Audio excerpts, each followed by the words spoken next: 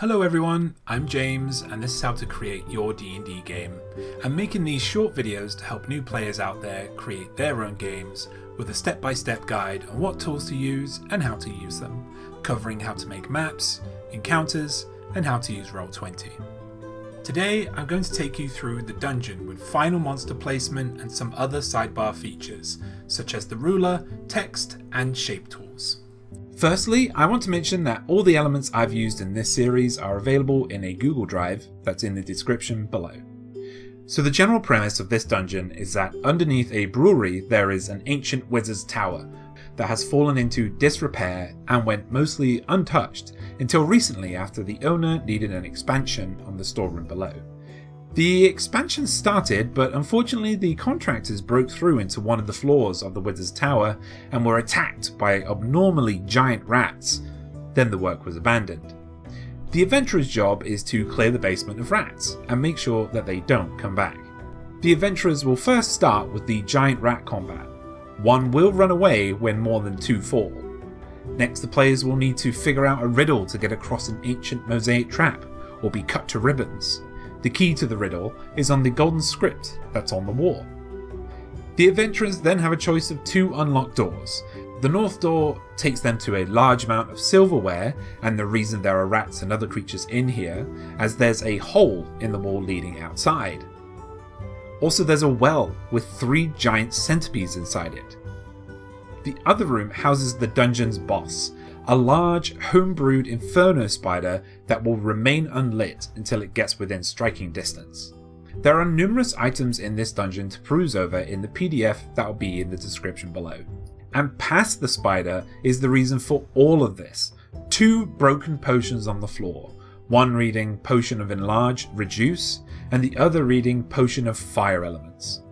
This adventure is a great introduction to D&D for DMs and players alike, with homebrew elements like the Inferno Spider, which has a stat block similar to a Face Spider, but with other effects. So you can use the Face Spider to complete its health and initiative, and some cool rarely used creatures, like the giant centipedes, as well as a neat riddle.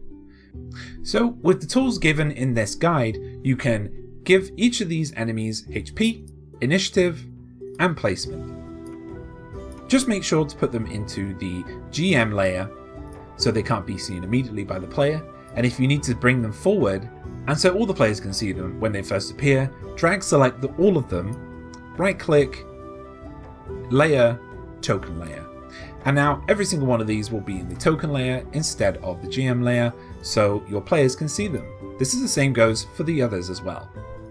Now we have the map populated with monsters, I want to quickly go over some of the other neat features on the left sidebar. Firstly, the Draw Shape tool, which precisely does that, having accurate shortcuts like pressing Shift to snap to your grid, like this, or pressing Alt to create circles.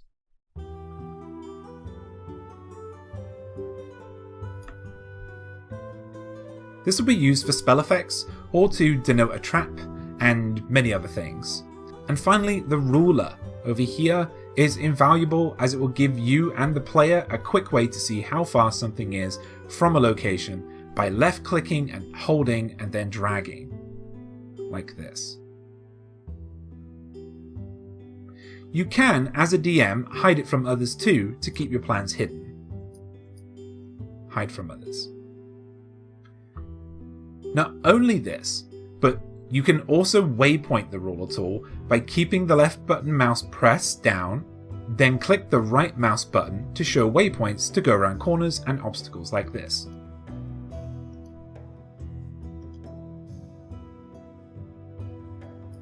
And with that, we've done it. This is a game that can be played through numerous times with many different ways to come out victorious. If there's any other tips you would like for us to go over, please let us know. I've been James, and thanks for watching.